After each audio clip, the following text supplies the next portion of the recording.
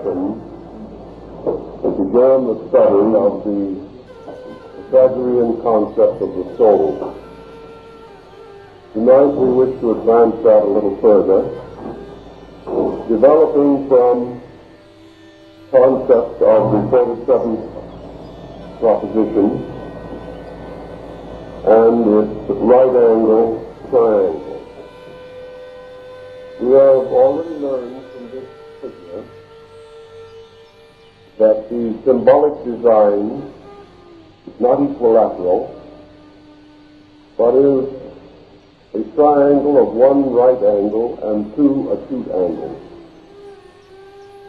with one side estimated as a unit of 3, the second as a unit of 4, and the hypotenuse as a unit of 5. And that these together constitute a most important number, for the sum of the square of these numbers is 50, and the sum of the square of the 3 and the 4 equals the sum of the square of the 5. Now with this formula, which probably will soon disappear in our thinking, but should nevertheless be kept in the background as a key to the entire subject, we must proceed to the fact that the Pythagoreans held certain secret and valuable keys to the mystery of the human soul.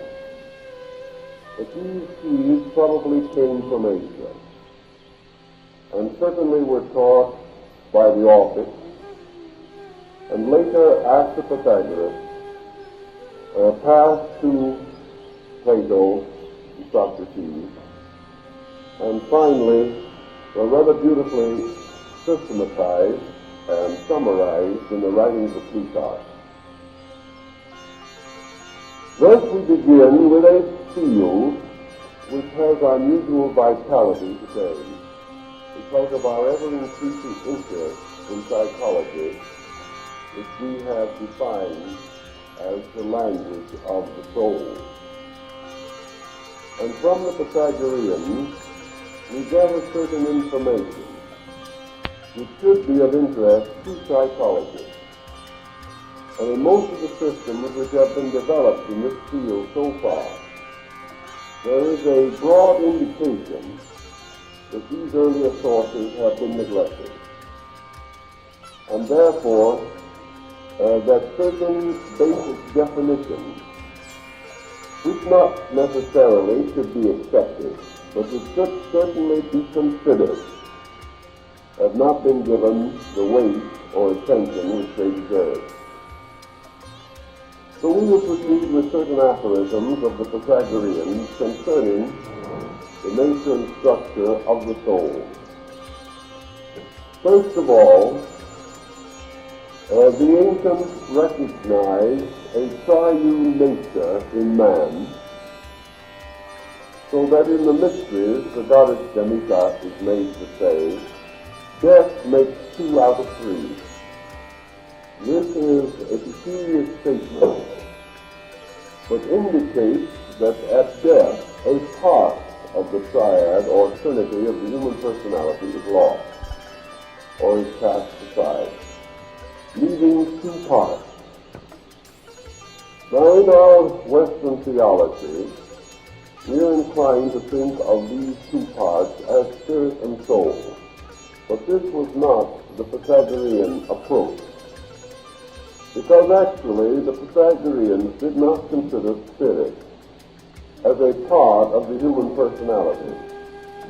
They regarded it as something far transcending the individual state of man. Therefore, that the personality with its 3 natures, or 3 parts, was suspended in a universality which is life or spirit. But that man himself, apart from spirit, had 3 natures, by which he functioned and manifested, and by which he was reduced from 3 to 2 by the phenomenon of death.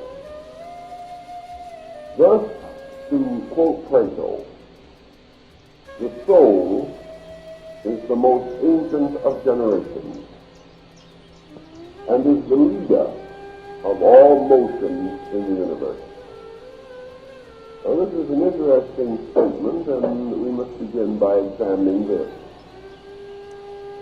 As the leader of all things that are created, and as the most ancient of things, Plato meant to imply by things, forms, natures, or bodies having separate existences. Under this definition, the soul is the superior of things, being the highest kind of form, nature, or body, and that within this nature or body is resident the principle of motion, whether that motion be quantitative or qualitative. When that motion is applied to body, it becomes quantitative motion. When it is applied to understanding or to the higher faculties of the mind, it is called qualitative motion. Therefore, as Plato points out, motion may be a movement of the psychic nature, for the soul is a self-moving being, capable of moving that which is inferior to its own nature. By this same thinking, the Greeks affirmed the soul to be the mistress of the body and the direct source of the phenomena which manifest through the body. Plutarch, following in the ancient path, insisted that all things about the body which have qualitative or quantitative significance are due to the activity or motion of soul. Therefore, if we say a person is a fine person, we are applauding the motion of his soul. If we say that he's nasty, we are also criticizing the motion of his soul. For in all things by which he manifests, in pain or pleasure, in virtue or vice, in knowledge or ignorance, he is revealing qualitative soul motion. All motion of this kind being some kind of a movement within a field of quality or a field of energy. The soul, according to the Greeks, therefore, was primarily and fundamentally a being. And because it is called a being, it is separate from and dependent upon being itself. A being is a creature or a creation, and all things that are created from a previous state and ultimately return to it again. And that which is the root of all creation is the uncreate state, which, however, possesses within itself the shadow and image of the world soul. Therefore, being moving into manifestation moves because of soul energy within itself. For things remain forever the same, whether in God or in the earth, unless they are changed by the soul. In this Pythagorean approach, therefore, we have the soul as mistress of body and as the servant of that which is unembodied, that which is itself an eternal and real nature. The Greeks further affirm that in the order of creation, those things which are superior were created first, and those things which were not superior were created afterwards. Therefore, those creations which are most primary and most similar in nature and substance to their cause are therefore superior and elevated. The soul, being the first of creations, is therefore most like the eternal, and possesses certain attributes of the eternal. These attributes, however, are diminished, because in this procedure, numeration has already fallen into number, and the soul exists by virtue of number. Now, why do the Pythagoreans say that the soul has an existence only because of number? They answer that the essential principle of the soul is motion. Therefore, all motion becomes susceptible to number. Where there is no number, there can be no estimation of motion. All things that move numerically. They move in some way, and we try to estimate that way. If they move from one place to another, we measure distance. Or if they move from themselves, we measure velocity. All things that are moved, therefore, come under some form of mathematical estimation, because they must move in place, or in nature, or in conditions. They must therefore also have environment. And so, being a thing can only be a thing because somewhere there is an absence of that thing. The only being that cannot be accompanied by the absence of itself is eternity in its own nature. Thus, to have motion, a thing must move. It must move in quantitative intervals, which is called place or space. Or it must move in qualitative intervals, that is, in condition, kind, or nature within itself. Motion being the primary attribute of the soul per se, or in its own natural and inevitable nature. It is said in the rites of the old mysteries that the soul is a wanderer, that it is forever upon a road, it is forever traveling, and as Plotinus tells us, the motion of this soul is wandering and staggering as though it were intoxicated or sick or ill. It is interesting because, as we find out later, there is a reason for this erratic motion of the soul. The ancients, therefore, made up the triad of man with a body and two soul natures. There was a twofold soul, and this twofold soul represented the extensions of its own qualities. The soul, as the a being, was polarized, as all beings must be. Only that which is eternal being itself is without objectified polarization. The soul, then, has of itself two natures, and was termed by the Greeks either the rational or the irrational nature. Now the soul, by the attainment of one of these polarities, becomes responsible for certain agitations or activities. A soul is said to be rational if by its own nature it verges toward a superior state. It is said to be irrational if by its nature it verges toward an inferior state.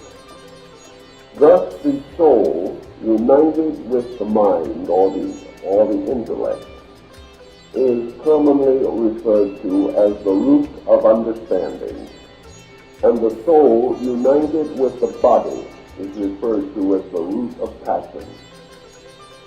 Now, the terms understanding and passion are not necessarily to be immediately differentiated as good or bad. Understanding may cover a very wide gamut. and is itself polarized into both good and bad. Passion also has a wide gamut and is polarized into good or evil. For example, joy is a passion of the soul, and not necessarily to be regarded as evil. And the feeling of the plotter is a kind of understanding, which is a negative pole of the union of the soul and the mind. The difference of these polarities, therefore, lies essentially in the energies used by the soul. When the soul uses what is called intellective energy, its polarities develop on the plane of thought or of ratiocination of some kind. Or when the soul is united with the body, its energies move on the level of emotion.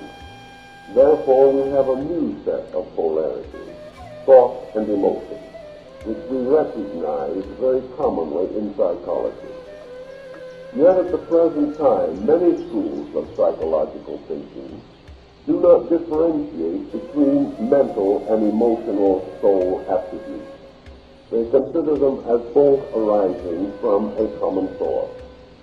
And they consider that thought perhaps is moved by emotion, or emotion by thought. They do not recognize, as the ancients did, that two complete machineries or chemistries are involved in these polarities.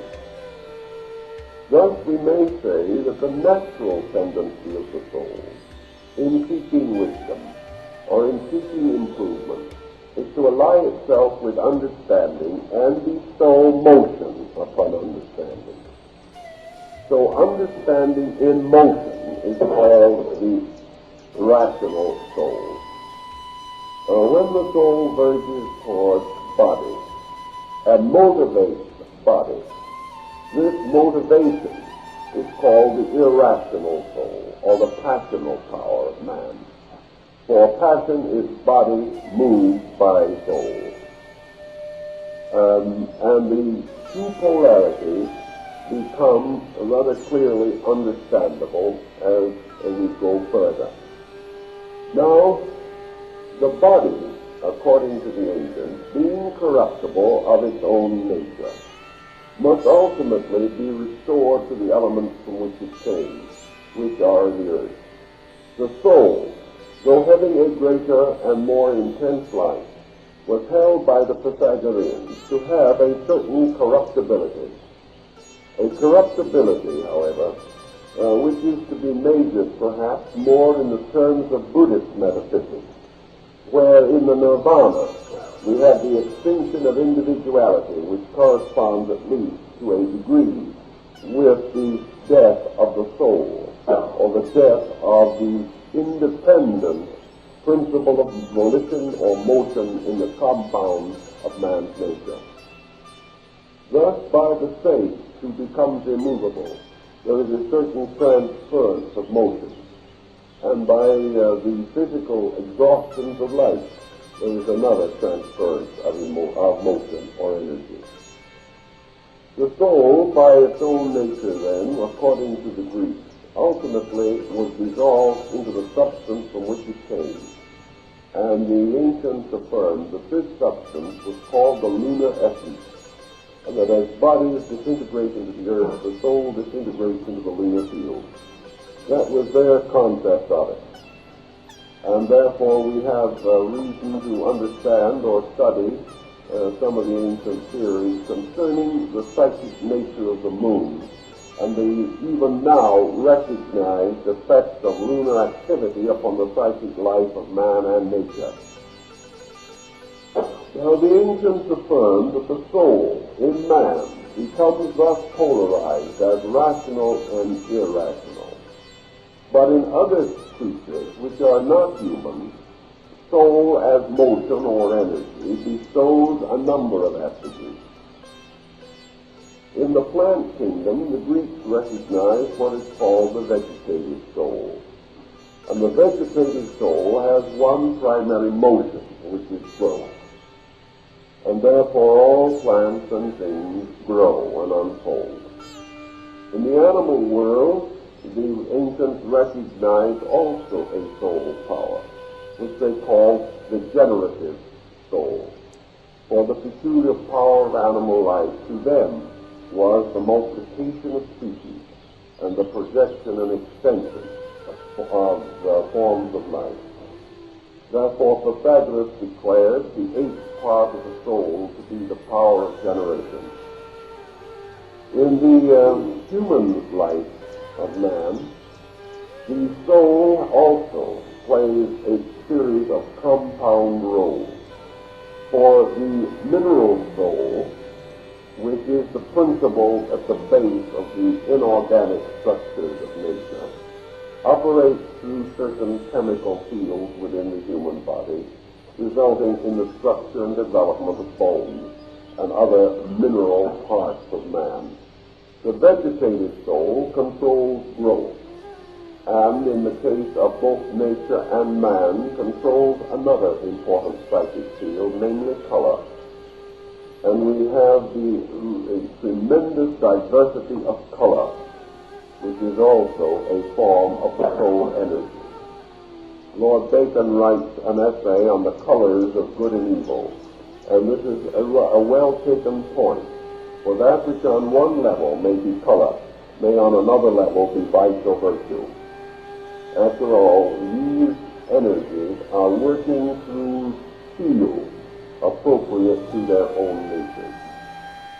In the animal world also, we find that the soul has moved from the principle of growth to the principle of independent motion. Therefore, we have the motive soul in man likewise, by which the body is able to move and to fulfill the various phases of activity, such as those trades and crafts requiring the skillful use of the body, or in the case of the athlete, in the training and disciplining of the body. The soul then has all of these attributes, and the Egyptians likewise recognized that motion and emotion have a common root in man's psychic life. The soul of its own nature being pure motion, if it moves in an unformed field, this motion is infinite. But the moment the field is limited, this motion is directionalized or caused to proceed in some direction, following one of the mathematical formulas of crystallization. So in the Greek thinking, and in the Pythagorean thinking particularly, and this also follows very far in the Socratic dialogue, the individual is regarded at this stage of his growth as coming into the world with a soul which by its nature and propensity may have three kinds of life simultaneously. It may have its own life, which is pure motion. And on a plane above body, as we know it, this motion, though not absolutely infinite, is vastly greater than anything we can comprehend. This soul, however, immersed in body, intoxicated by body, having taken of the drink of the waters of leasing, or the waters of forgetfulness, and having become filled with the toxin of body, is then said to wander erratically, not only about the world, but about the body, causing a variety of stimuli, some of which are reasonable and some unreasonable. Also, the soul in this state of torpor, this state of involvement, is said to have entered into a sea of humidity, which explains the Greek statement that a dry soul is wise. This thought is a little difficult for us to explain immediately, but the Greeks declared that the physical earth was surrounded by a kind of field of etheric humidity. that this humidity was like a strange quicksand, and anything that fell into this sphere of humidity inevitably moved on downward into generation and birth. Therefore, the soul which was once dampened by the humidity of generation was required to be born. So Heraclitus observed that if the soul was wise enough to keep dry, it would not have to be born. And this may have some consolation to the prohibitionists. In any event, the soul, having descended into generation, becomes, as it were, a principle of motion or energy within the body. It therefore extends outward through the body, producing innumerable manifestations. We find what we term evolution to be merely the ideation of the soul's energy. It is a constant motion, qualitative or quantitative. The process from birth to old age is motion. The problem of hunger and the digestion of food are motion. Everything, including the beating of the heart, is motion. And this motion is made possible because of the vitality of the soul. It's because of its residence in proximity to the body makes possible the animation of form. If the soul is thus immersed within the body, held there in this torpor, or caught in this curious quicksand of generation, this primordial elas, or slime, which of course is the root of the word ilium, and which in turn is the story of the Trojan War. All of these mysteries of the Greeks have to do then with the two procedures. One is the involvement of the soul in generation, and the other is the release of the soul from the principle of generation. That which is the descent is normally called generation.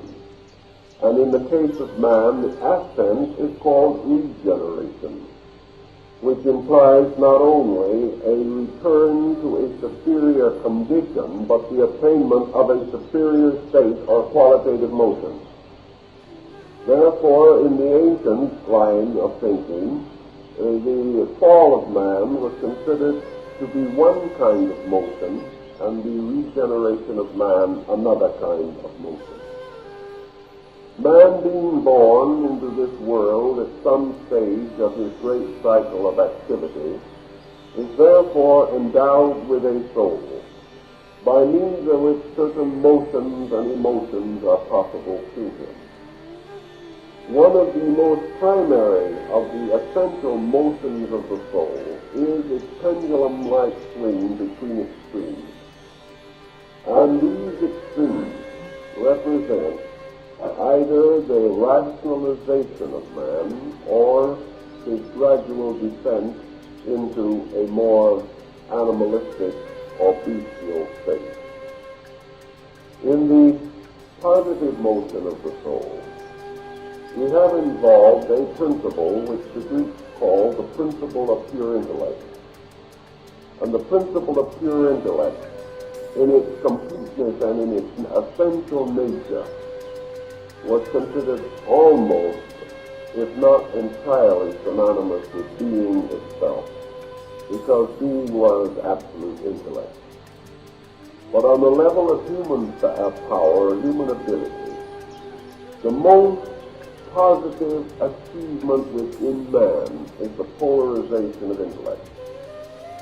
Now, this means quite a different thing from what we commonly think of as, for instance, union with divine mind or something of that nature. To the Greeks, the intellect was something which was partly, at least, dependent upon the soul and the body. Now, the Greeks did not consider intellect in the sense that we might use this term in a depreciating way to represent merely mental ability. A concept of intellectualism is not implied. Rather, by intellect is here understood a statement of the apperception of the workings of the universal mind itself. Man, therefore, has within him a potential, a seed of capacity to think with deity, to think with God, to think the thoughts of God. But this potential lies dormant in him because it must be energized. And the only way in which it can be energized is through the power of the soul, because the soul wakes it up, gives it power, gives it purpose, and variously, as Plato says, agitates it. If it is not so agitated, it remains only seminal or seed-like.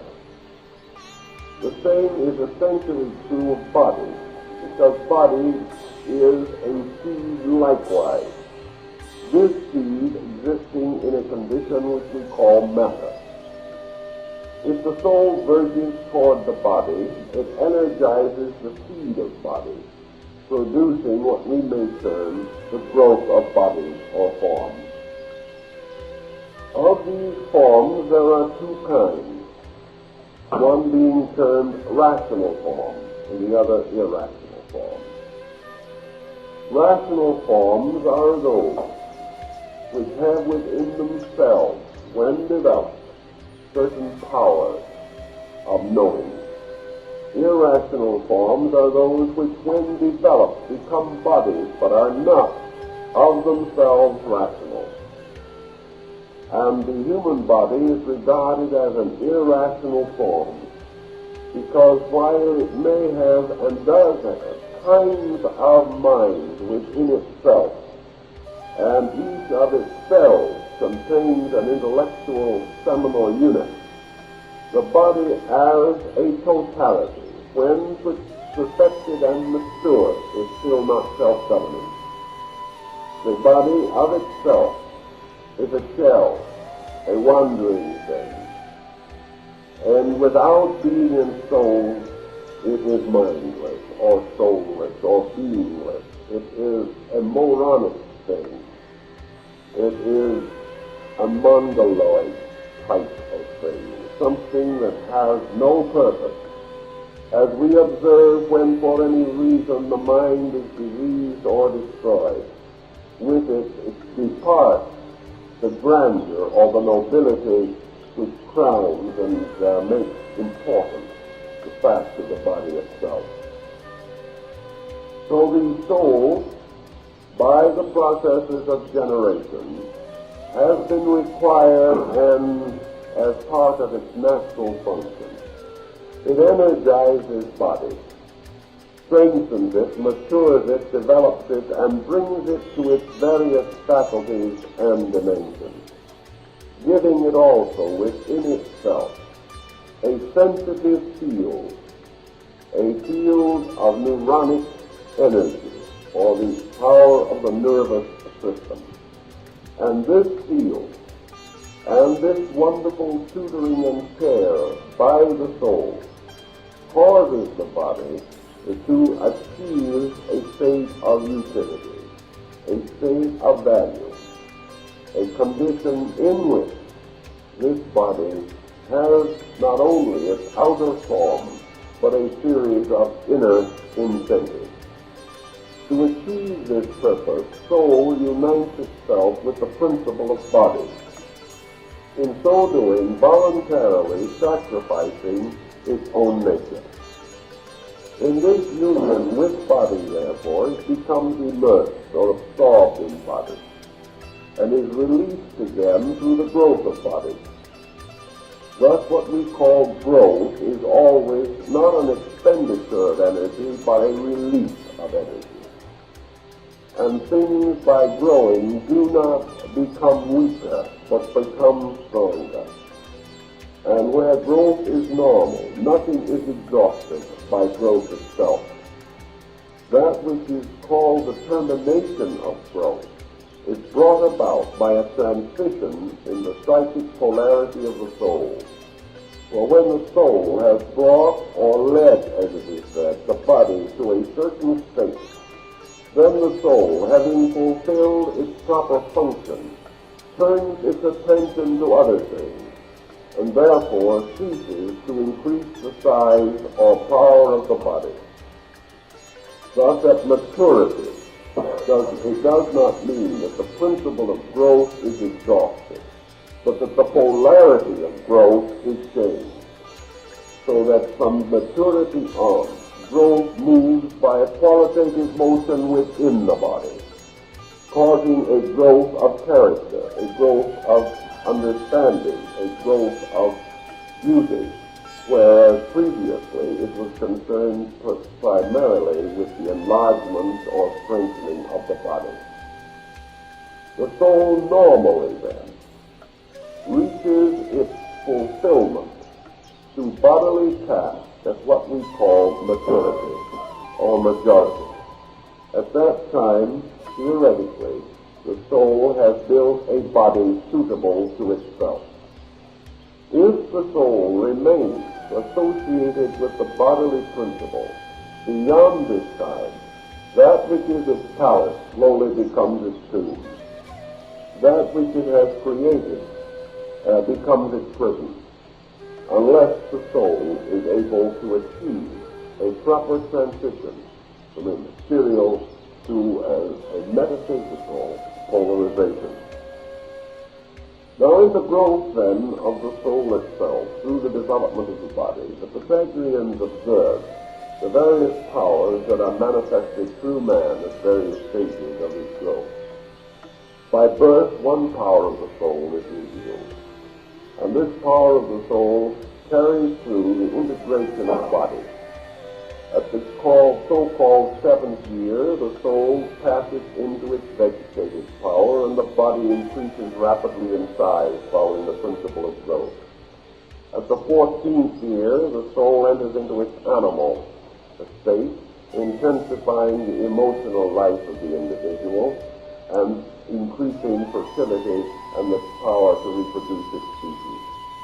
At the majority, the soul is said to be joined to the mind, and by so doing to cause the rise of the intellective nature.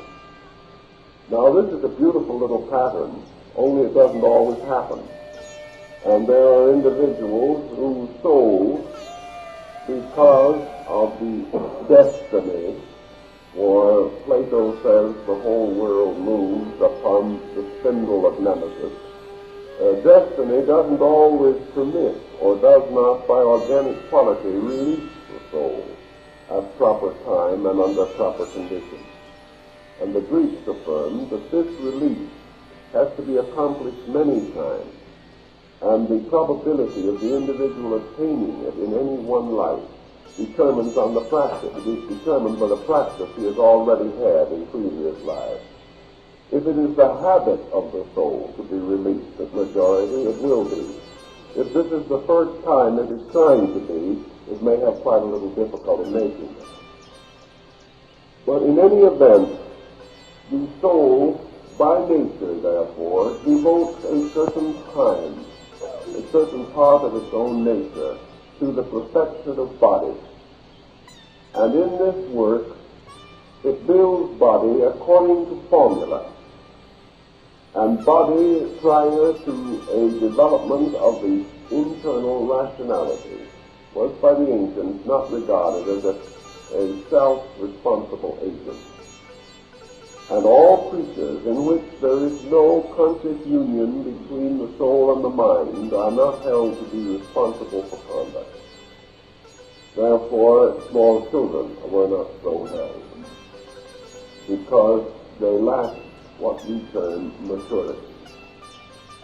The soul, passing into its natural development, therefore, then goes on to follow through another cycle of 28 years, which constitutes its birth, growth, adolescence, and maturity on a mental level, so that the complete development of the being is supposed to require twice 28 years. By the time of this double cycle, the soul is said to have not only ensouled the body, but to have ensouled the mind, or the power of reason, and to have brought the nature to understanding. Therefore, 21 is the age of voting, and twice 21 is 28 rather, is considered the full development of the body, and twice that is the age of psychic majority. The 21, of course, is the beginning of the mental cycle, which lasts for 7 years and terminates at 28. But twice this is supposed to be the birth of understanding, or the second maturing of the individual. In this concept, of course, we then affirm or assume that having completed its processes with the outer nature, the soul then takes over the generation of the inner life. This generation is the positive pole. The soul is now verging toward understanding. Under normal conditions, assuming that there were no pressures, no unreasonable obstacles presented of an artificial nature, the Greeks were of the opinion that the soul, properly and normally permitted to function, would in twice 28 years bring the individual to a balanced condition of internal and external living. Opposed to this process, however, we have the incidental or accidental circumstances of life. We have systems of culture. We have industrial concepts. We have numerous and countless restrictions placed upon the normal growth of the soul. Now, whence come these restrictions? Why do we have them? Well, they in themselves are motions, whether they are releasing or binding motions.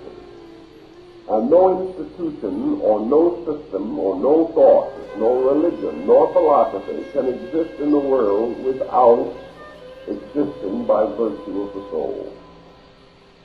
Thus, the Greeks were of the opinion that when the soul, having achieved a certain majority, is then not released, is not tutored and aided, is not supported, it may then not make this transition from one state of growth to another, and instead of moving upward, moves again downward, and uniting itself with a now highly organized body, produces a series of manifestations which we term materialism. Materialism being the energies of the soul held in bondage to objectivity, not permitted to continue in their normal process of internal improvement. It was for this purpose and to meet this need that what we call today education came into existence. Education was originally reserved to the temple. It was that part of man's life which was devoted to the conscious program of growing up as a person rather than as a body. The body grew up and usually requires a certain amount of assistance in this procedure. In this process, the child is assisted parentally. He is also given certain social opportunities. He is cared for, he is guarded, he is fed, he is clothed. And he is encouraged to achieve that kind of education which will adjust him for a physical existence. Therefore, he reaches majority with certain skills or aptitudes suitable to maintain his livelihood.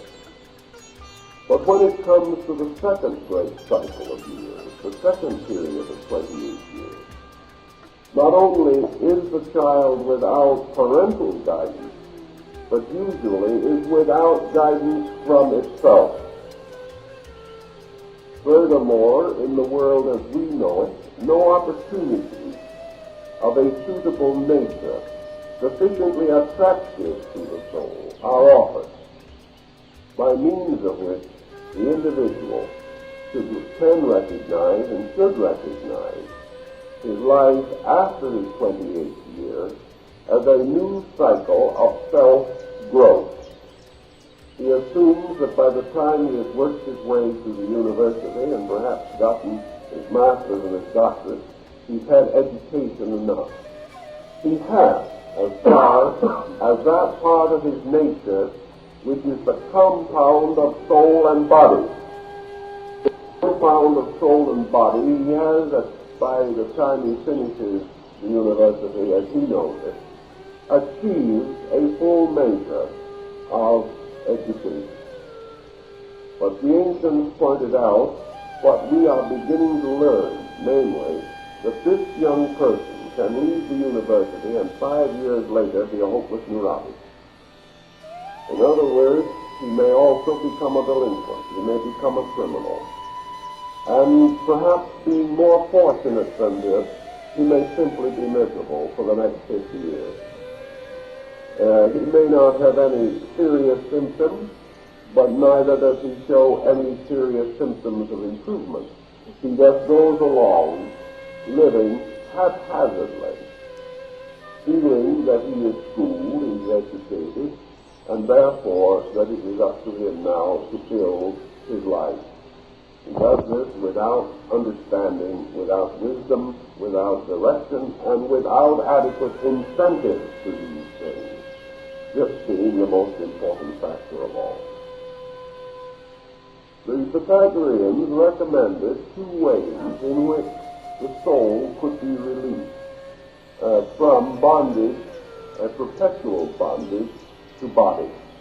And the state of bondage of this kind is somewhat parallel with our concept of the perpetual adolescence, the individual who grows old but never grows up, a situation that is very frequent and sometimes causes us to wonder how human beings do as well as they do, and last as long as they seem to last.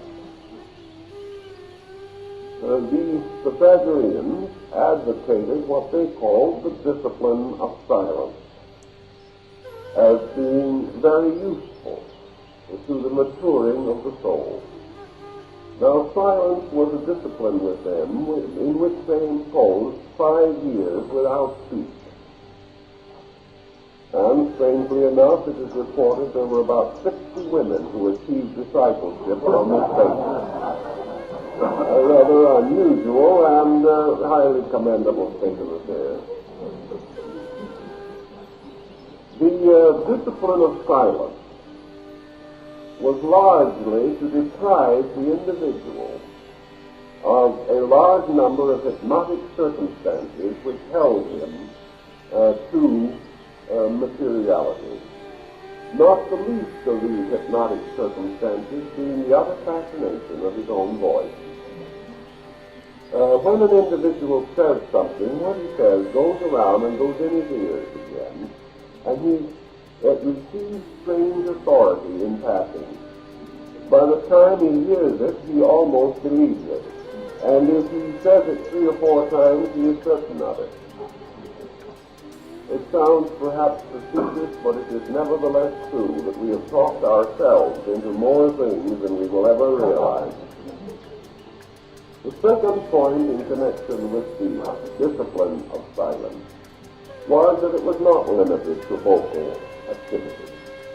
It was a symbol of the attainment of internal quietude or relaxation within the psychic field of the body.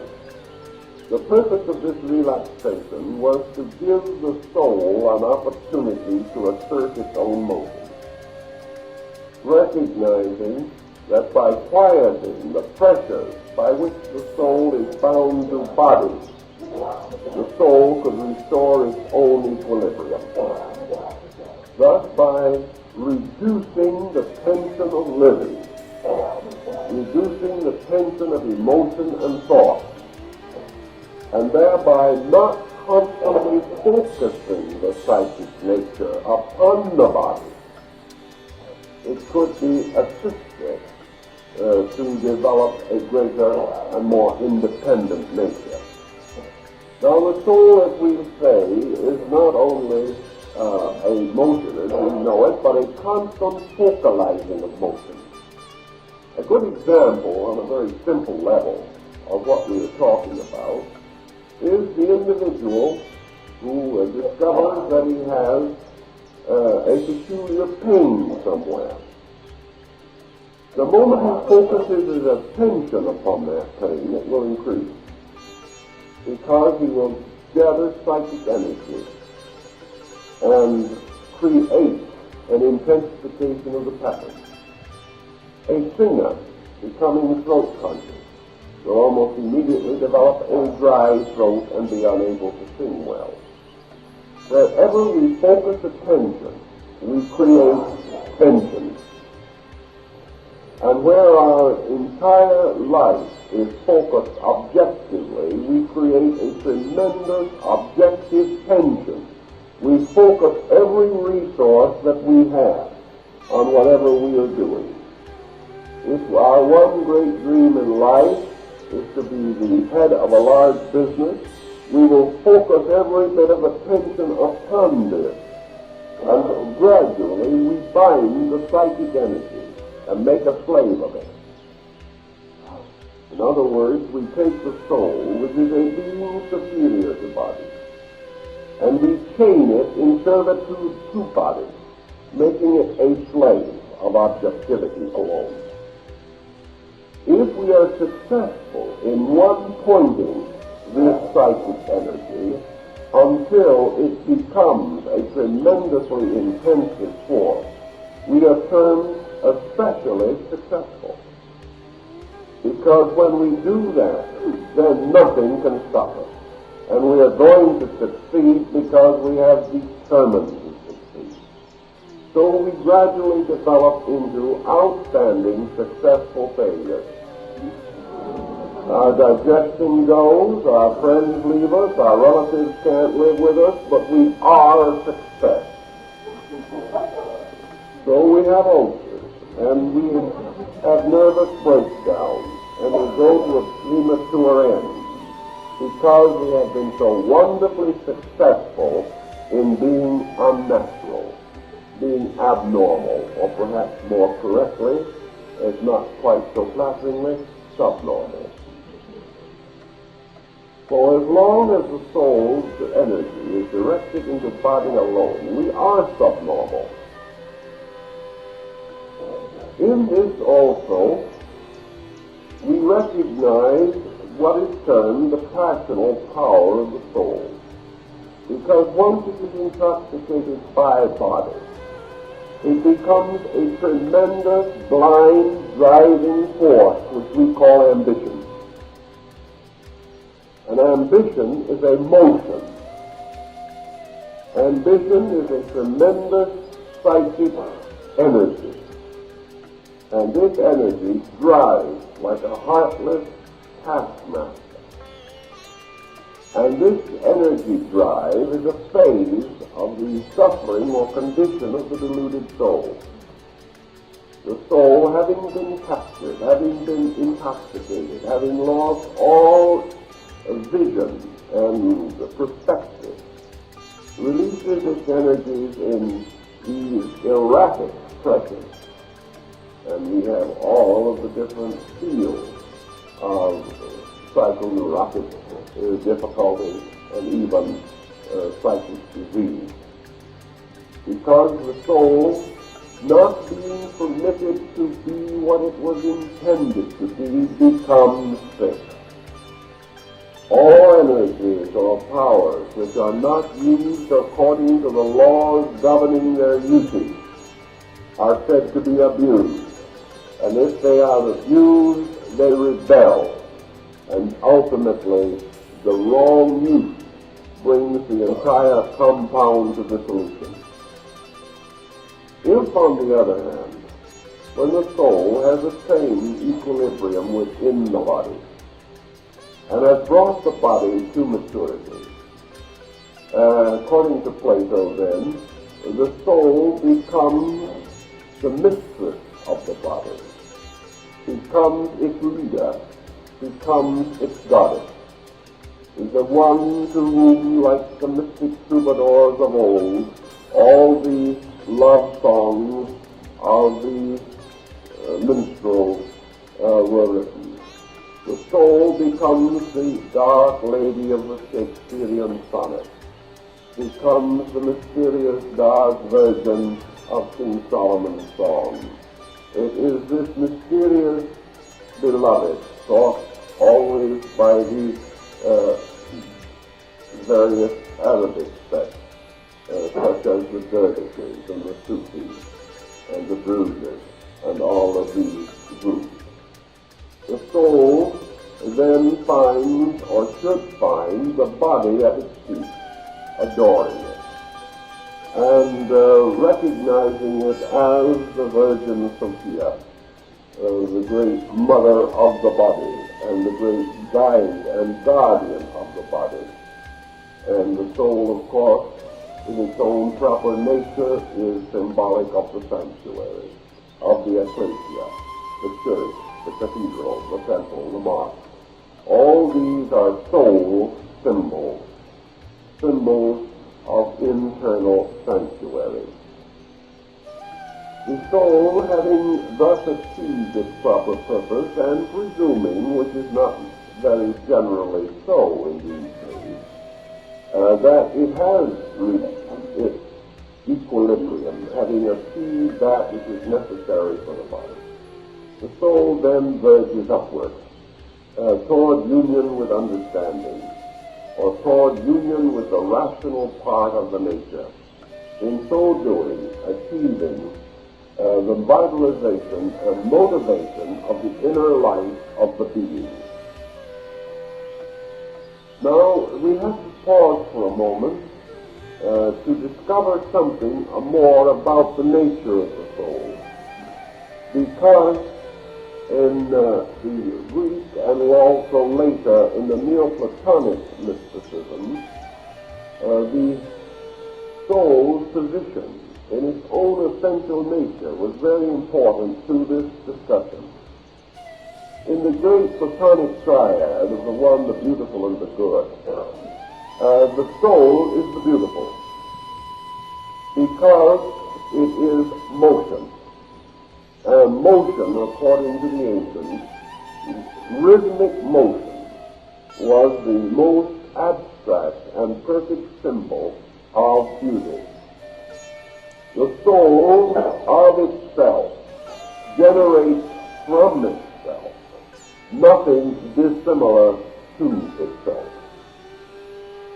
The soul as the first of beings, the most perfect of generations, therefore of its own nature, does not generate dissimilars, but is one of those ineffable blossoms suspended from being, which become the source of beauty and of order and of harmony in the world.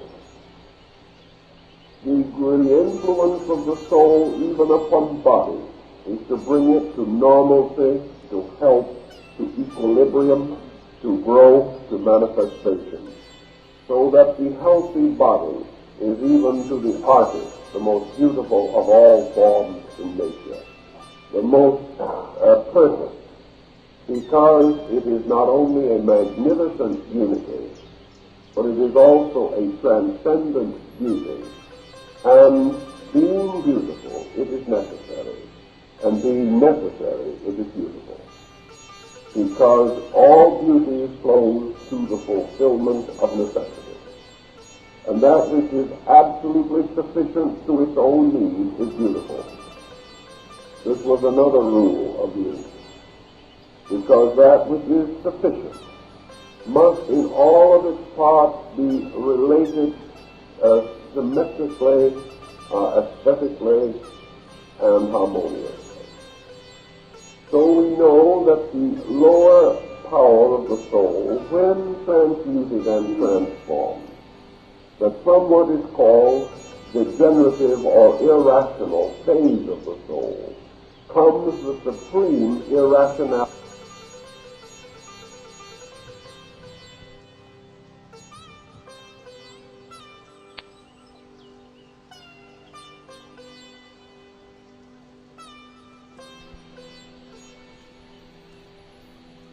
Emotion. So in this we have the power of the soul even in its generative polarity. We have then the concept of the soul as the beautiful.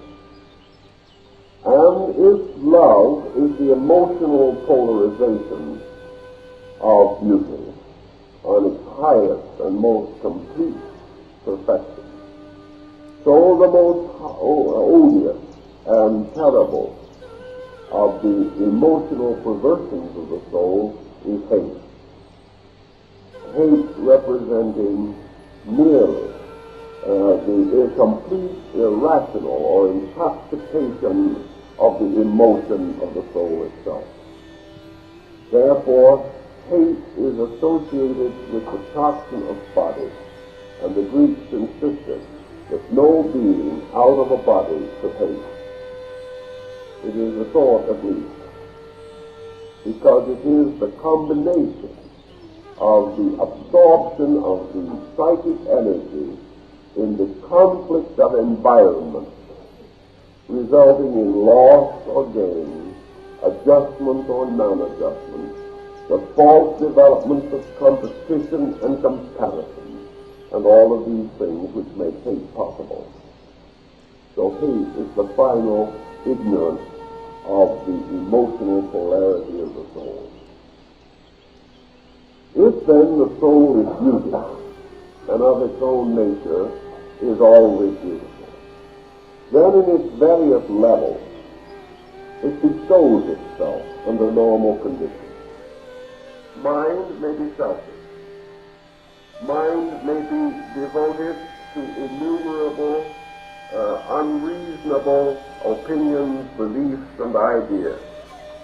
If the psychic energy is used to vitalize these, then we have just the same situation on the mental level that we have when the soul vitalizes uncontrollable passions on the physical level. It therefore follows that as the soul must build and does build its bodily house, so over great periods of time it must build its internal or intellective house. And this is where we get back again now, having described our problem of beauty, to this little matter of education, which we started on. The Greeks particularly held that there were two complete systems or structures of education. And Comenius, in relation to the establishment of this Pan-Sophic University, which became the basis of our present public school system, emphasized this point also, but not strongly enough for modern educators to have remembered it. He says, for example, that the child goes to school, learns to become a person. The mature individual associates himself with a teacher, a master, a scholar, and devotes the second part of his life to the improvement of this inner part of him. Pythagoras in his school at Crotona, for example, did not teach children. He brought adults together, put them in the first grade, and started them out again. He did it not because he went over the common lessons that they had learned before, but he put them into the first grade of another system, a higher order of learning, which was essential for the cultivation of the superior being within themselves. Thus, as the child learns its letters and its so-called 3 A's, many of which are not well taught today, by the way, the grown disciple going on into the ways of wisdom entered into what the Greeks and later the Germans called the gymnasium, and there they went on and learned the mature philosophies of adult living. There they began the study of philosophy. There they began to recognize the need for becoming acquainted with the purpose for themselves and the destiny which they were intended by the universe to attain.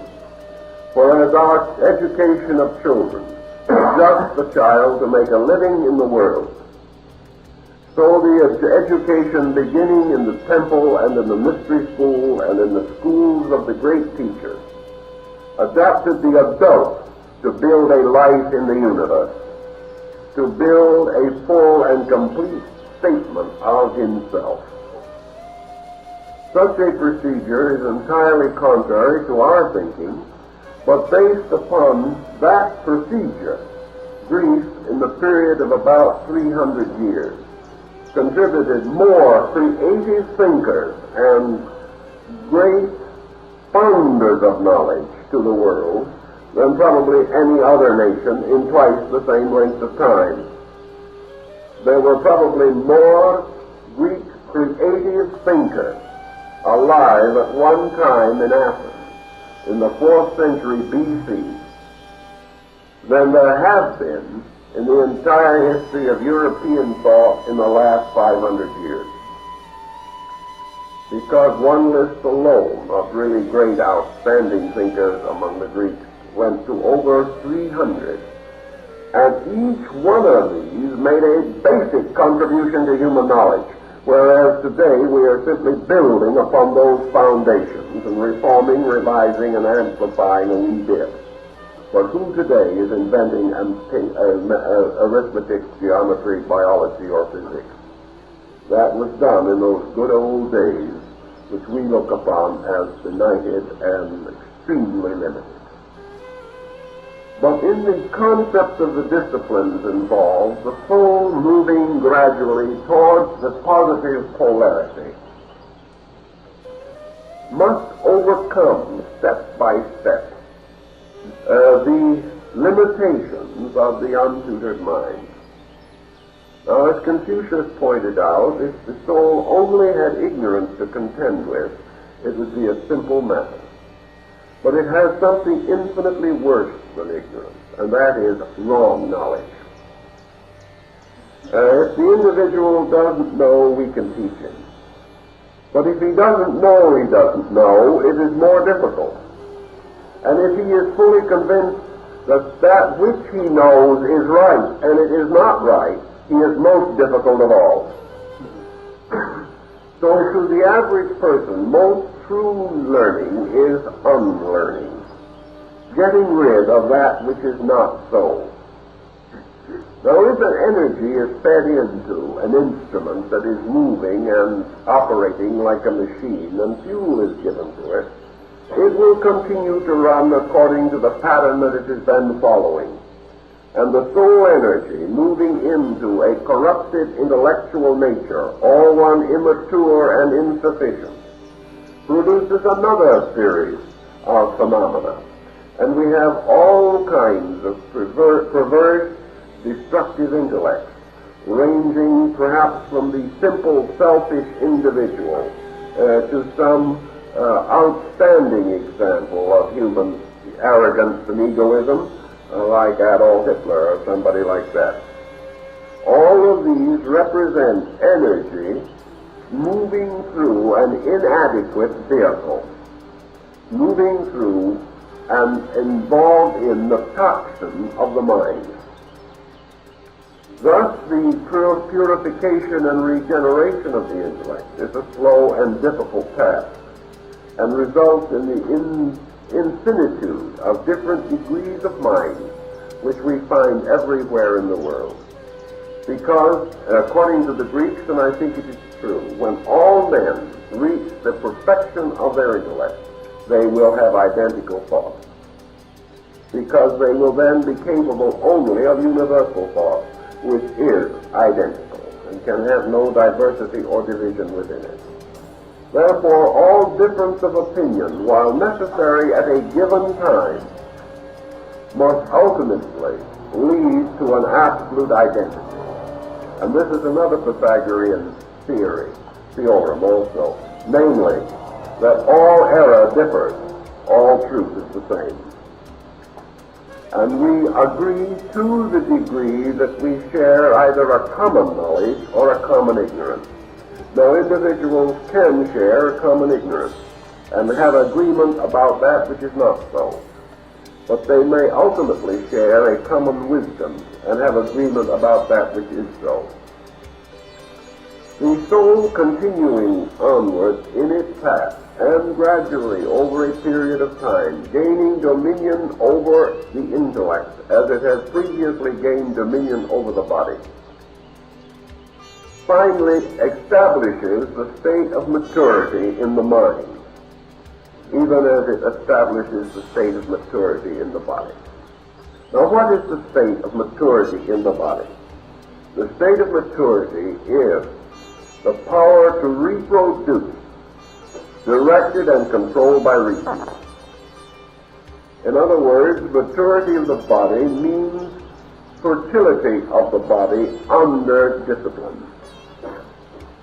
And in the Greek thinking, maturity of the intellect was also fertility under discipline. In other words, anything which reaches maturity is capable of bearing life. And the final proof of maturity is to give life, to bear life.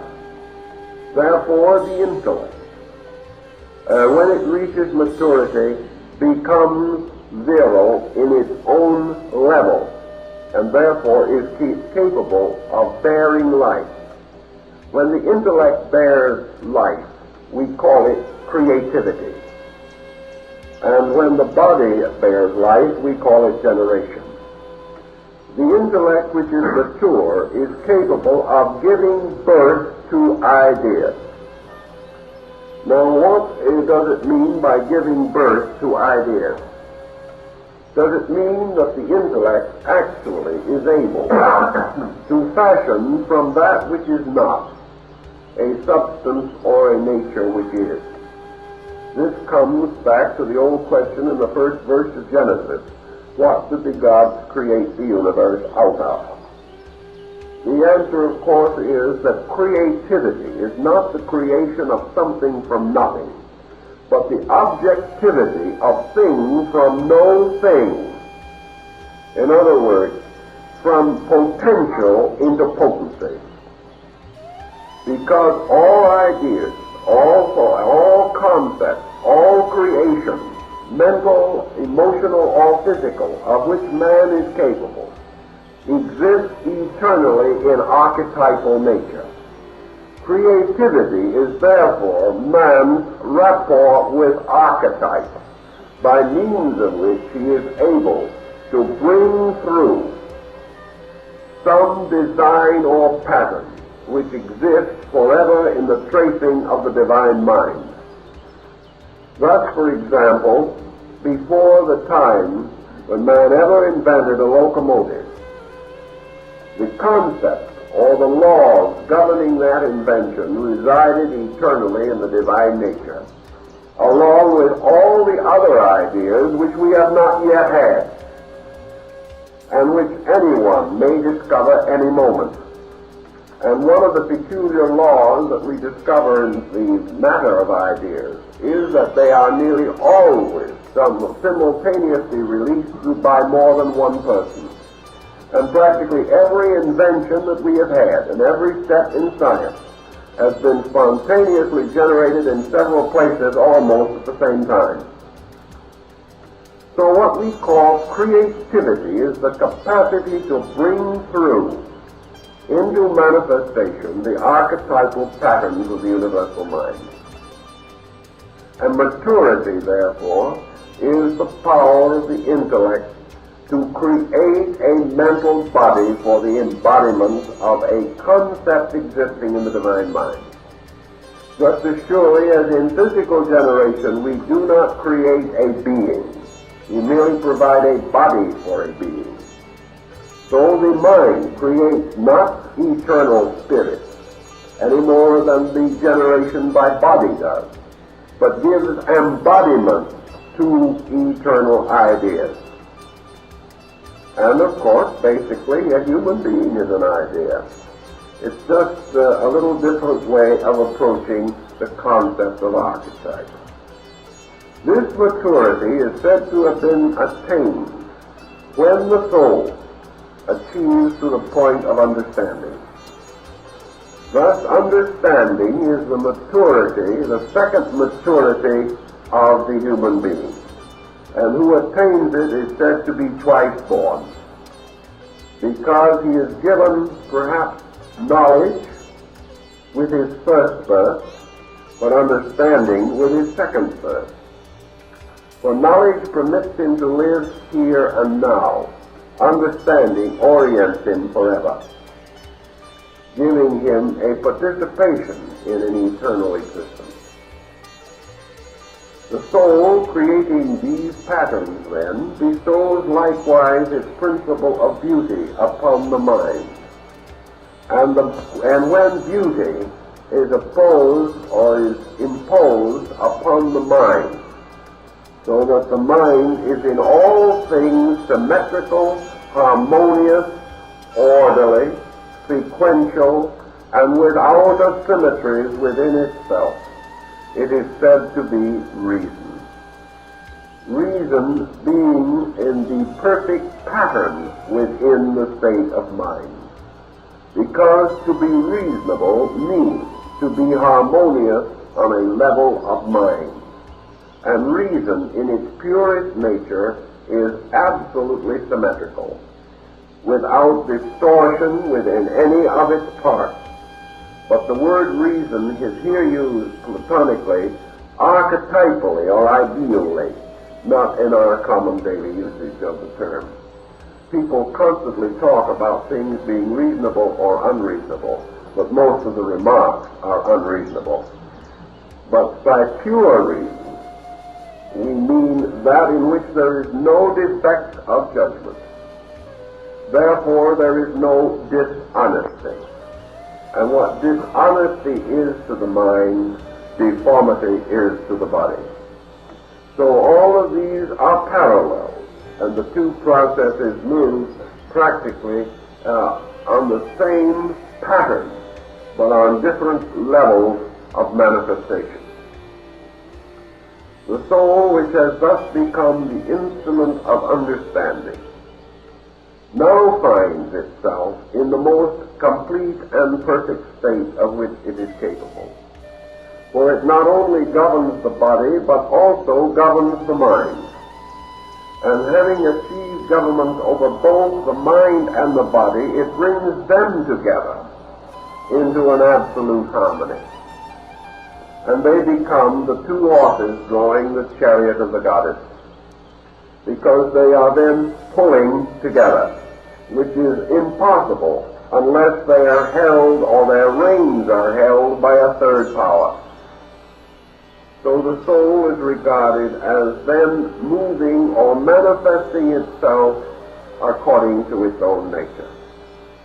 Now when the soul, having of its own being and nature an absolute symmetry, is thrown symmetrically in the compound of body and mind, so that it is manifesting its own qualities without restriction or limitation, that nature is then said to have achieved the beautiful, because it has then achieved the perfect expression of the force behind it, and has become a symbol or a design, an emblem.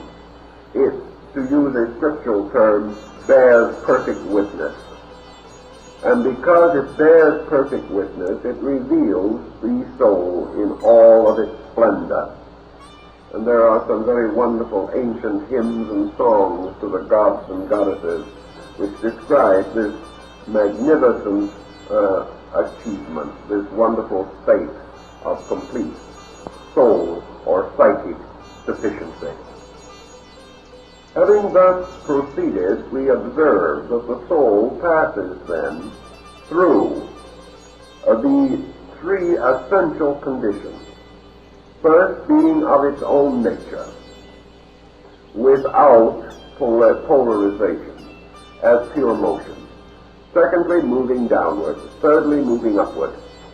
And finally, according to the Pythagorean doctrine, achieving once again equilibrium.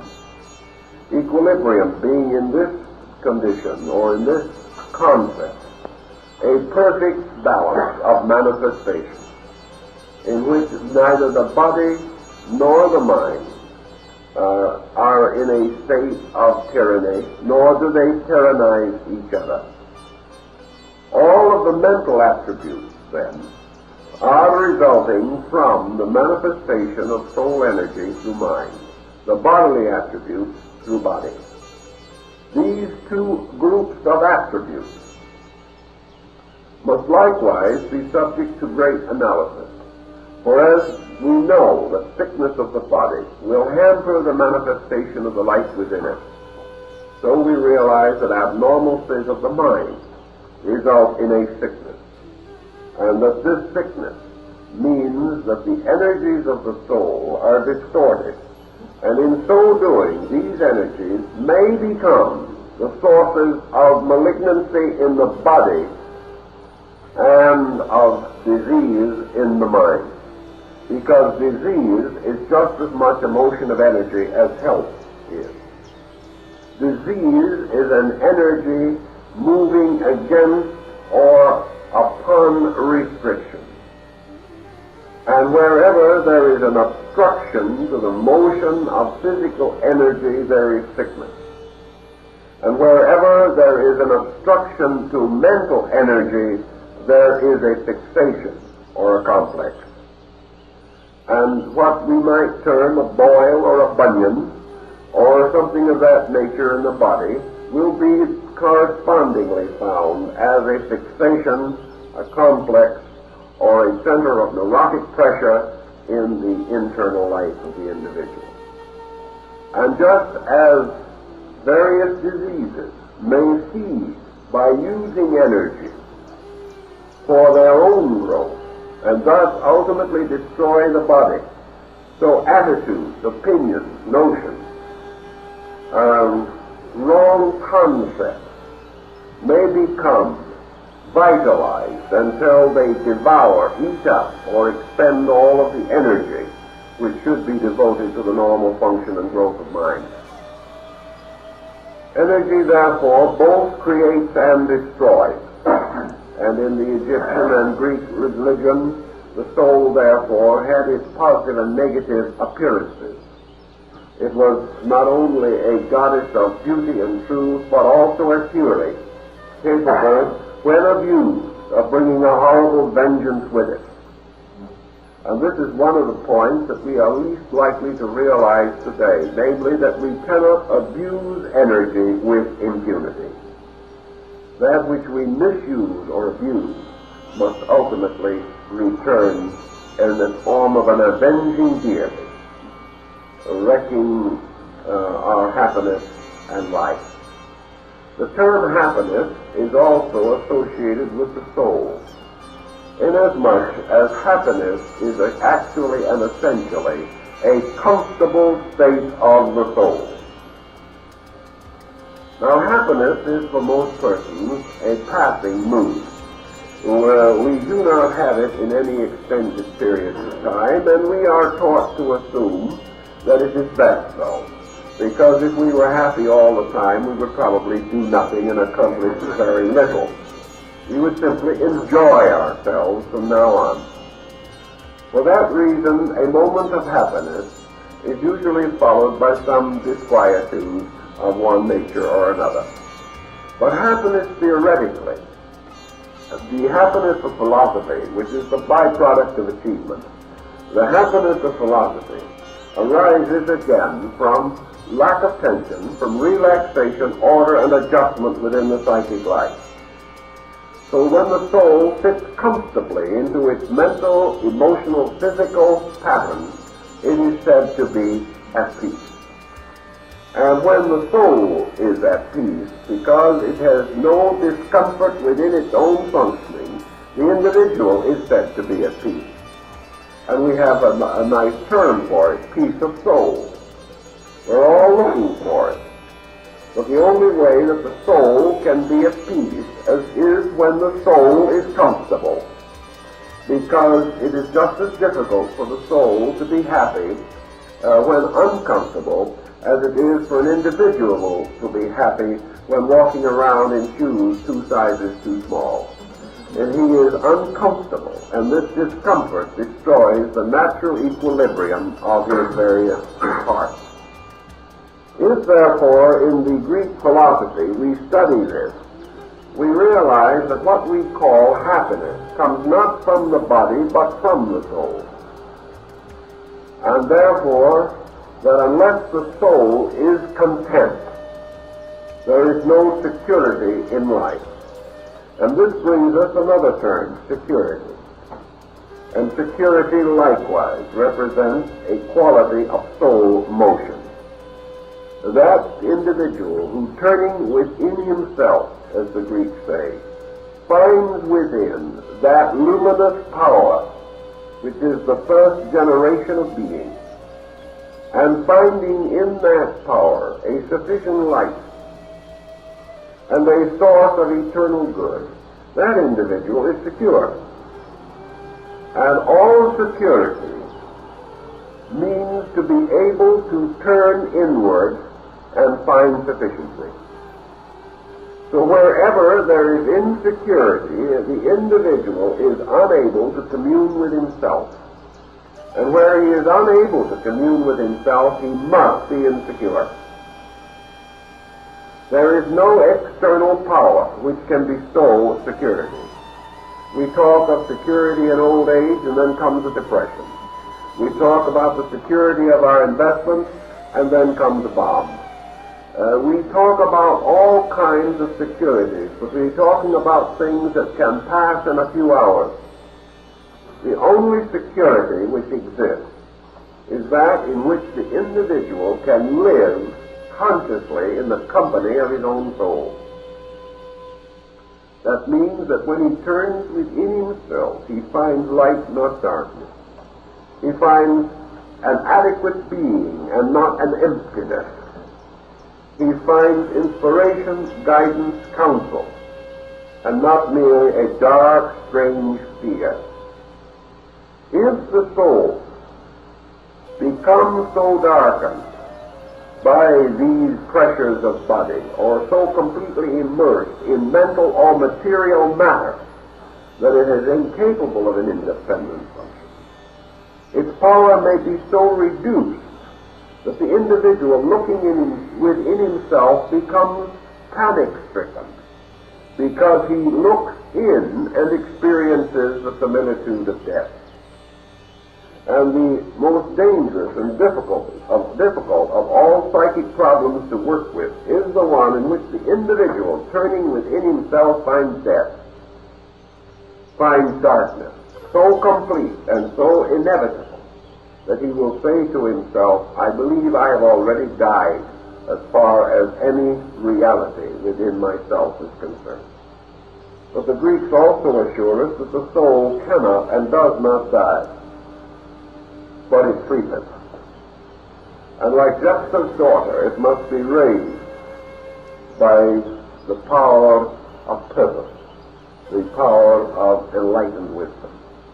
In the Christian mysteries, of course, the Soter, or the Messiah, Christ, becomes the symbol of universal soul, and its redemptive power, and its gradual ability to transform all things unto itself.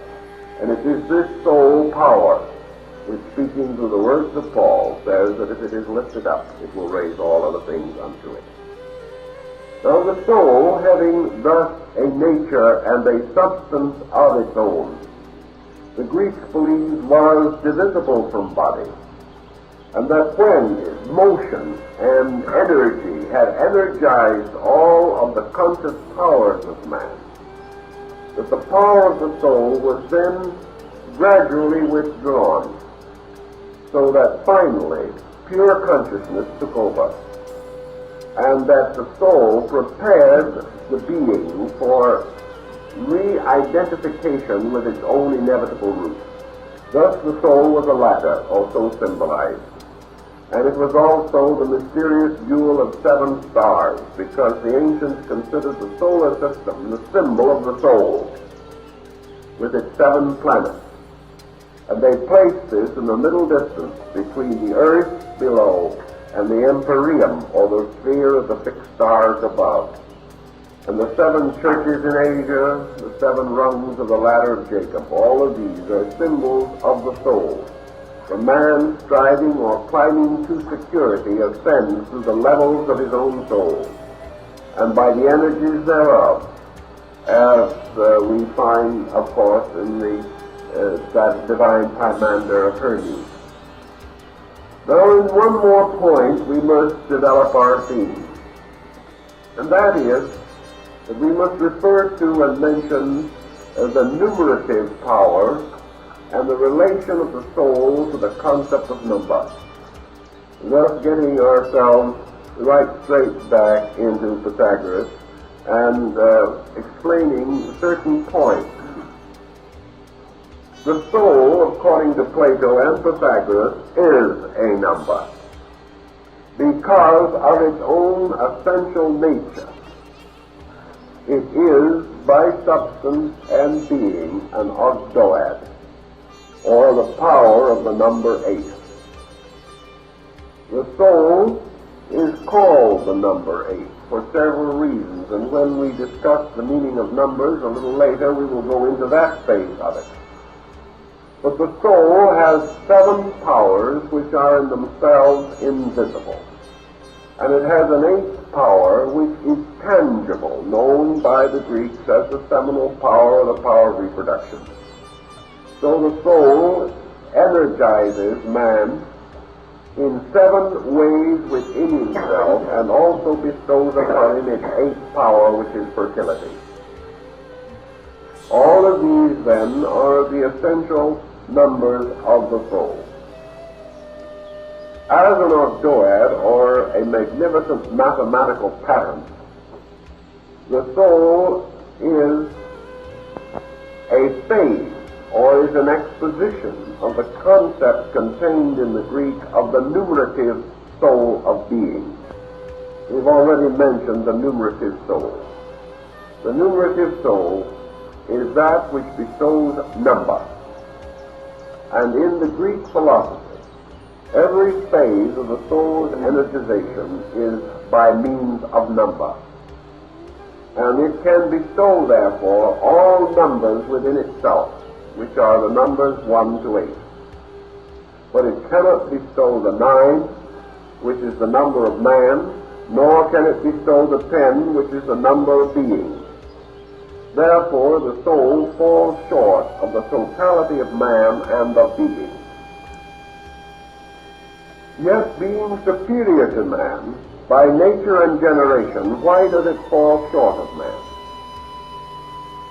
It falls short of man because the soul exists for a reason. And that reason, having been perfected in man, the soul dies and the man does not. This is one of the formulas in the Greek problem. The verbum, or the word, which was an ancient term for the soul.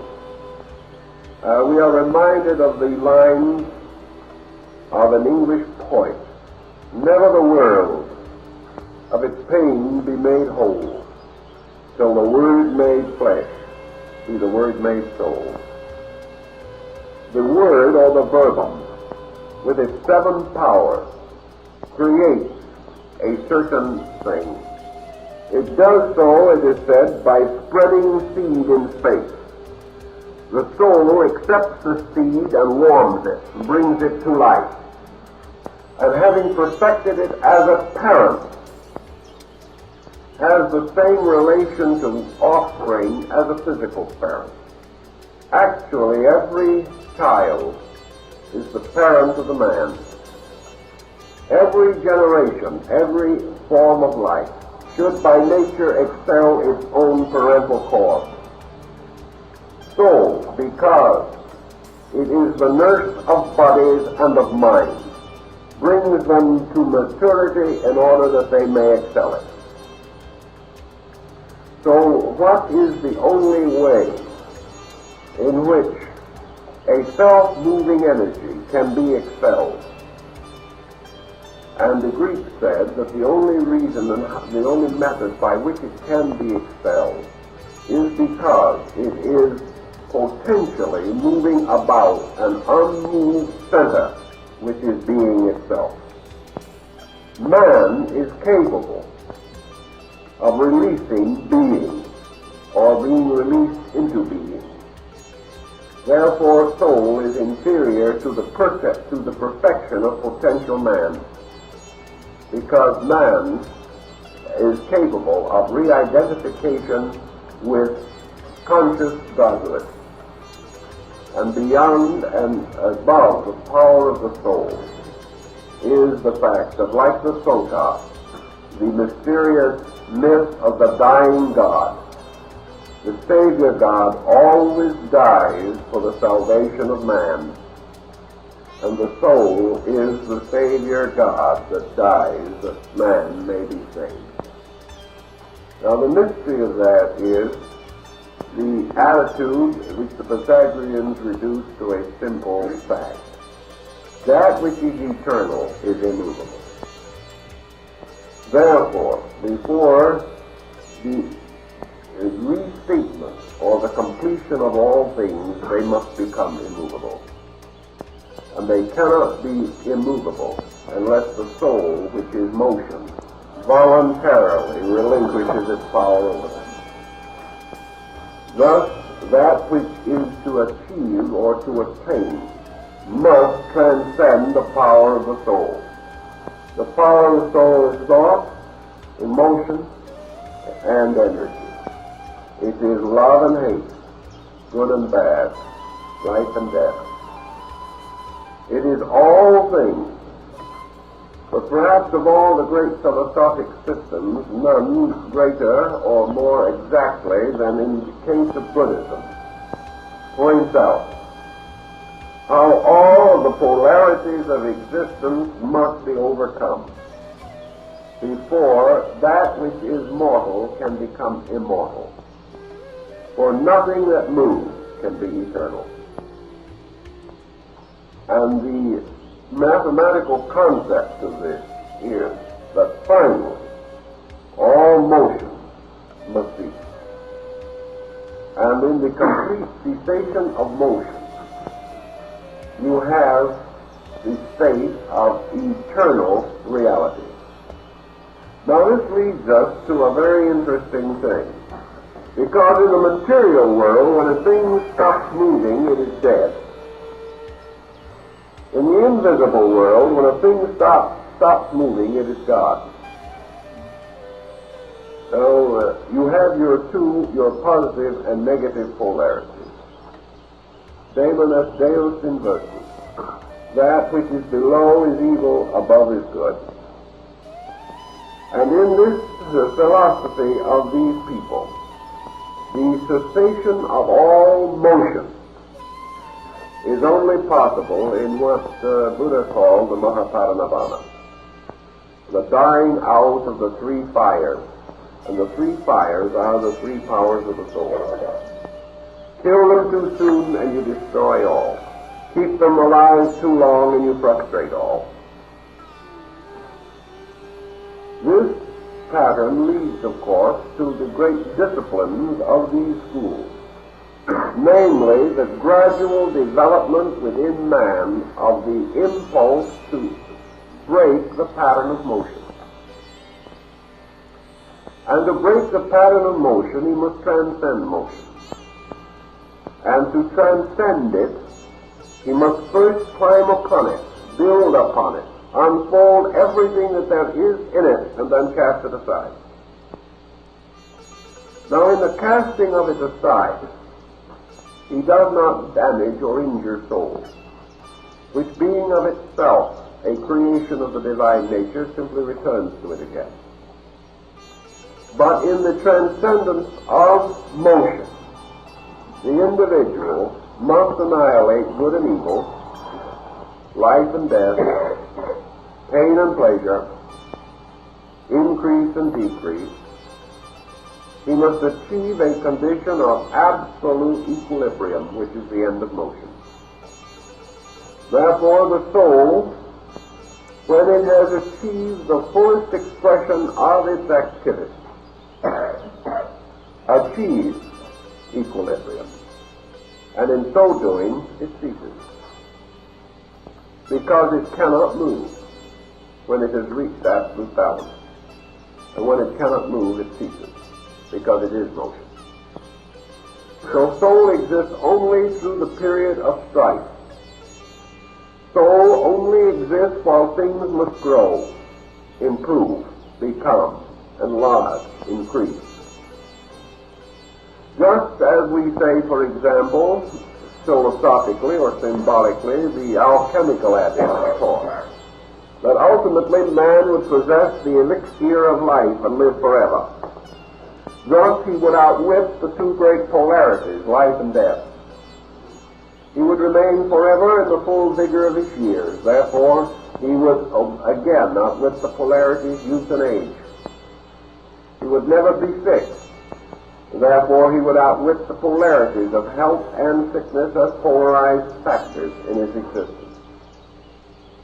The adept who lived forever was also supposed to live in a perfect world, the golden age to come, in which nothing suffered, nothing sickened, nothing died, in which the streets were paved with something resembling gold, and you could draw all the money you wanted out of the bank without putting any in. There's been a great many concepts of what constituted the golden age. To most people, it's the time when they stop work forever and enjoy themselves and have no want and live in a glorious socialized paradise in which everyone is equal except themselves and they are superior. That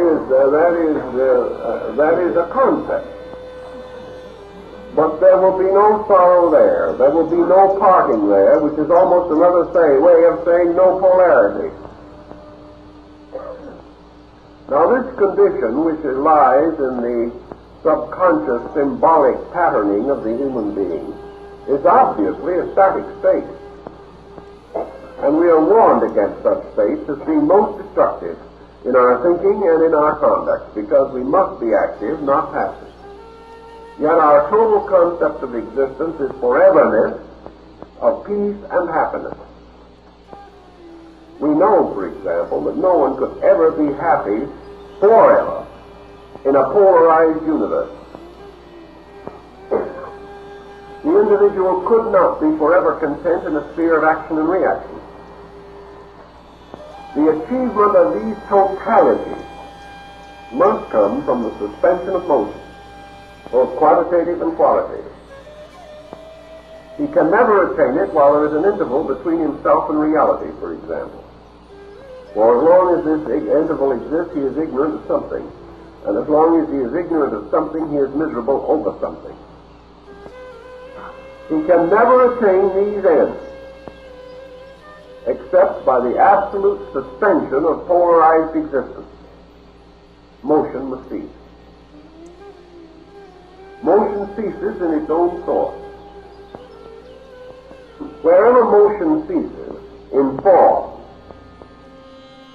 we say death sets in, which is disintegration, and we regard it as a most unhappy circumstance, even though disintegration itself is full of motion. But the philosophic death of adeptship, or of the nirvana, is the absolute transcendence of motion.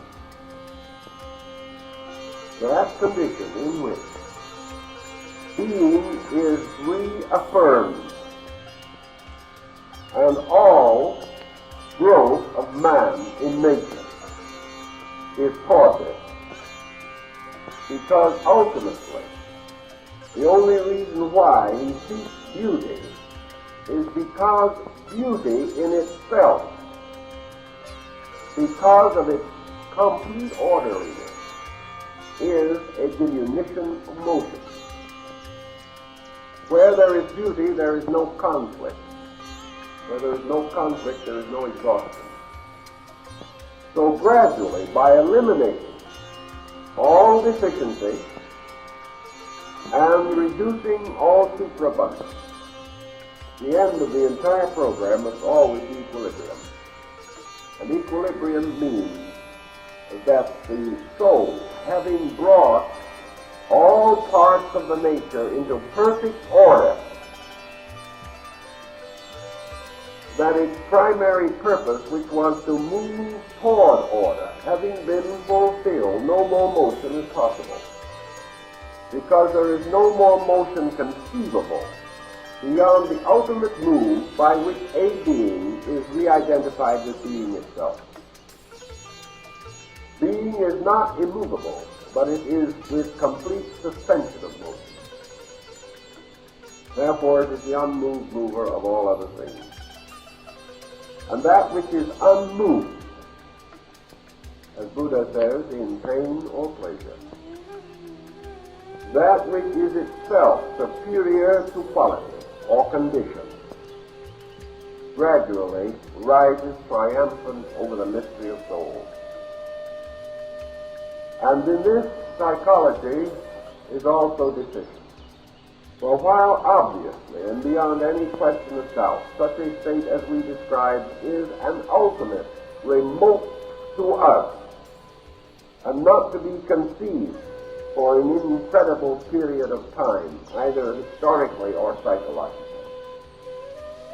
Still, all things are either leading in the direction of ultimate or are opposing this direction. Therefore, if re-identification with the suspension of motion is the ultimate state which nature has desired for man, and which therefore is the ultimate good for man, regardless of how he may look at it, then man's growth should be with this recognition or realization somewhere within his own being. And he should recognize the moral value and the ethical significance of integration away from conflict, and that unification, or the bringing together of divided parts, is an essential purpose of his own nature. Motion exists only until this ultimate union has been achieved. And in a state of ultimate union, there is no longer motion. Because things which are one neither separate from each other nor come together. And as motion must involve these processes, quantitatively or qualitatively, motion is transcendent. Now we refine motion and emotion. We say, for example, that we will redeem passion and transform it into a gentler emotion, compassion. What is a gentler emotion? Less motion. More quality of motion and less quantity of motion. And when motion becomes all quality and no quantity, it becomes immovable. Thus, perfection is a complete suspension not only of motion but of the need for it. For things having been brought into their primordial and archetypal form, in which the distances between center and circumference are equal everywhere, and these distances themselves have been absorbed and annihilated by the dominance of being, then there is neither going nor coming. There is neither approaching nor departing. The great life of man is a motion of approaching reality. Motion ceases when the end is reached. No man runs after he has won the race. And yet no man dare stop until the race is run. The soul, therefore, gives us the power to win the great race of life. It gives us the means and the energy required to transform and transmute all of the elements and substances of our compound nature, refining them, causing us gradually to outgrow their grosser parts, and furthermore, by soul, permeating all of the elements and substances of body, thereby hastening also their own growth. For just as surely as man is warmed for the sun and is nourished thereby, each cell in the human body is warmed by the psychic sun in man. The soul is the nourisher of the atoms. It is the vitalizer of all things. The regeneration or release of soul power and the purification of its vibratory pattern therefore bestows growth or evolution upon every cell, atom, and electron of the human body. And in this way, man takes care properly of his own universe. For just as surely as man depends upon an invisible and eternal source for life and strength, looking toward it hopefully and with faith throughout the entire period of his existence, so the population of man, the cells and atoms of his own body, receive their nourishment and nutrition from the compound psychic achievement of himself. He is their son and father. He is their life giver. And as the growth of man proceeds, great waves of evolution take place within him, and whole orders of life are psychically vitalized. And when he has finished with his psychic energy needs, these energies continue and individualize and bring to perfection every seed which we call a cell within the human body. Thus there is a constant motion of growth. And man, through the improvement of himself, becomes a better God over his creation, just as surely as in space great universal processes are unfolding, bringing man to the destiny for which he was ordained. The soul becomes the life of the little lives that are within us. And as animals have group souls, so the cells in man have a group soul, and that group soul is man himself. Therefore, we are not only little creatures growing, we are gods over lesser lives. And everything that leads also follows, which was another well-known Pythagorean axiom. So man, following the gods, leads the chain of lives that are dependent upon him.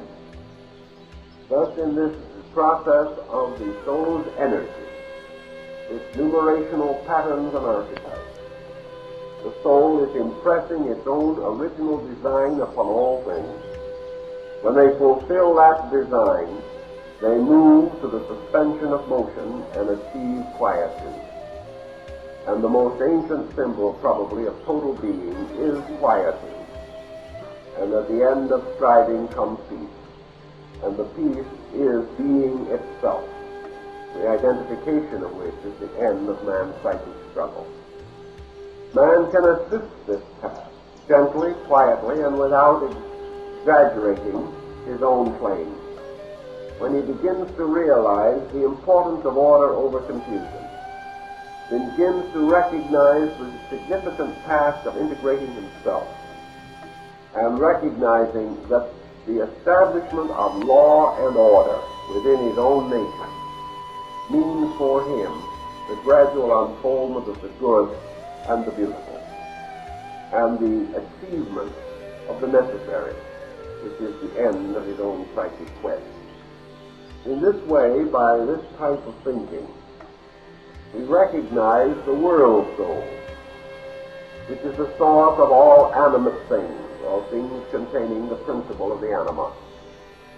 we recognize that the world is really a vast soul embodied in matter. That this soul is sprouting forth everywhere. That the meadows of flowers which we see are nothing more or less than soul power breaking through the earth. That the very earth itself is an infinite number of crystals and forms and structures which can be studied microscopically. And the wonderful patterns of crystals, these things, are also souls, also in another way, bursting in the rock, is in the earth itself.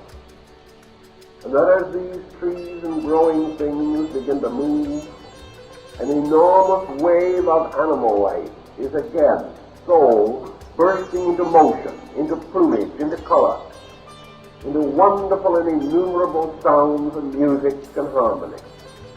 And finally, this bursting forth of soul reaches man. Man discovers fire, builds shelter. Man begins to trace images of his thoughts upon the surface of rock. Gradually, over a vast length of time, this soul which was in nature becomes in man. And this soul moves him to build better civilizations, moves him to release power, moves him to invent and create, moves him to move on from the simple primitive life of the aboriginal being to the poet, the musician, the composer, the great artist. All these manifestations are soul moving triumphantly on. Now you might think that this tremendous motion of soul would lead on and on and on until, like Kipling, we would be making our paintings with brushes of comet's tails. But that is not the way it goes. Because as this great motion goes on and on, into greater and more superior levels of soul energy, this great motion, like Tao, which is a good symbol for it in China, slowly fades out. It fades gradually away when there is no longer anything that is left, that is necessary. So on the brink of the conclusion of necessity, the soul, which is the servant of necessity and keeps moving the wheel of necessity, goes to sleep in the fulfillment of all things that have been well done. The soul goes to rest in the great psychic field of nature, and its materials are available for other souls, growing on and on. The soul carries the being across the great interval, but having brought this being to the shore of achievement, it does not result in an infinite achievement. It does not spread achievements from one end of space to the other, nor will it end in someone who can conquer the whole solar system and rule it from a blazing comet or a sun. This is not the end, because the end of great soul power is exactly as we find it in the lives of the great teachers. We find Buddha, who achieved a magnificent power of soul understanding. A simple, quiet man who went to sleep beside the Indian road. We find Pythagoras and Plato, all these men becoming less and less demanding of life, less and less concerned over what we call achievement, less and less inclined to blaze their way in history. They simply were content to prepare themselves for the great mystery of going home into quietude. So the blazing comes while the soul is in its middle part. When it has achieved its greater good, it seeks quietude, seeks peace, and gives up phenomenal action, and finally comes totally to rest in the eternal being from which it came. So soul is ever also being liberated from condition. For when all souls have finished their task, then soul itself goes to sleep in the infinite and is one with it again. And this, to a great degree, is expressed in the northern Buddhistic system into the story of the Bodhisattva.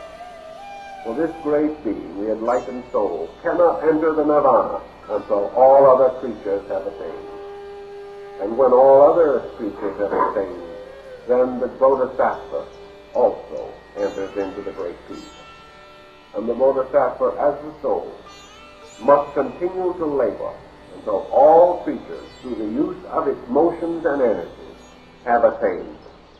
And when they have all attained, then all motion ceases, and the power of the bodhisattva is restored to the instant.